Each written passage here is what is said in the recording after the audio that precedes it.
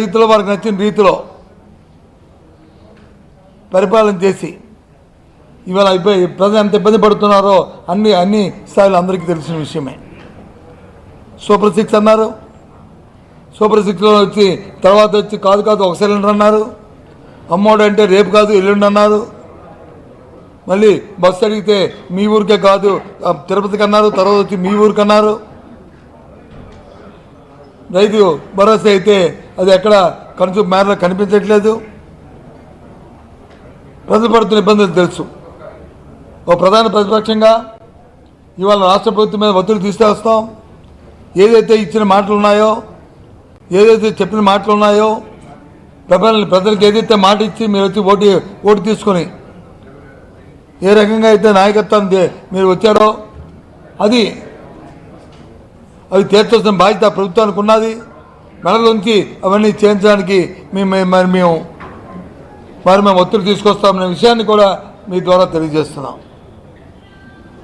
రోజు చెప్తున్నారు, చూస్తున్నాం పత్రికలో. అది చేస్తాం, ఇది చేస్తాం, అన్నపిండ చేస్తాం, బ్రహ్మాండంగా చేస్తామంటున్నారు. ఓ పక్క వచ్చి దోపిడీ, ఎక్కడ చూసినా సరే అవినీతి, ఎక్కడ చూసినా సరే కనిపించట్లే. 1000 కోట్ల ఉద్యోగాలు అంటారు, ఈ కార్యక్రమాలు అంటారు, ఎక్కడ కనిపించట్లే. ఈ మధ్యకాలంలో జరుగుతున్న విషయాన్ని మనం చూస్తూనే ఉన్నాం. పత్రికల్లో, మీ పత్రికలో కూడా వేస్తూనే ఉన్నారు.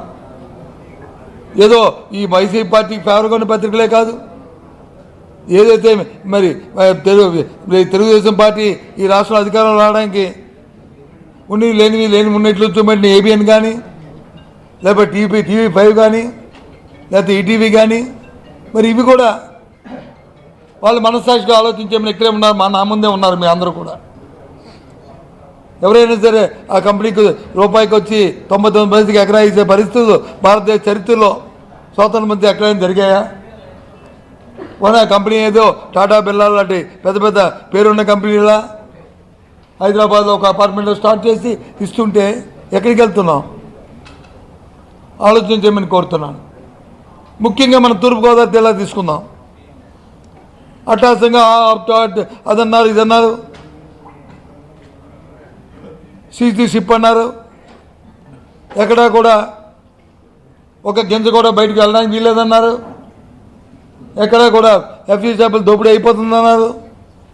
అంతా కూడా ఆమె అయిపోయింది. అంతా కూడా నేను చెప్తున్న మాట కాదు. మీరు వెళ్ళి ఆ పోర్టు దగ్గరికి వెళ్ళి అడగండి, లేదు ఆ షాపుల దగ్గరికి వెళ్ళి అడగండి, లేదు ఆ ఎఫ్సీ షాపుల తాలూకా ఆ నాయకుల దగ్గరికి, ఆ యూనియన్ నాయకుల దగ్గరికి అడగండి.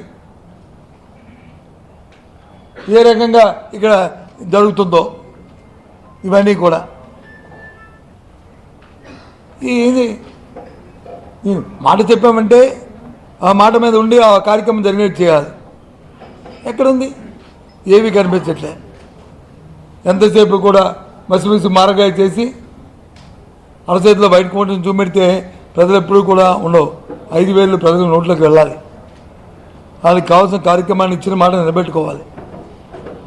ఏదో ఇవాళకి వచ్చి అధికారం ఉంది కాబట్టి మరి చేస్తున్నామంటే, ఏదో పోలీసుని పెట్టుకొని పోలీసు జనంతో వచ్చి నడిపిస్తామో ప్రభుత్వాలంటే అది కలకాలం జరగదు, అది కలకాలం అది ఉండదు.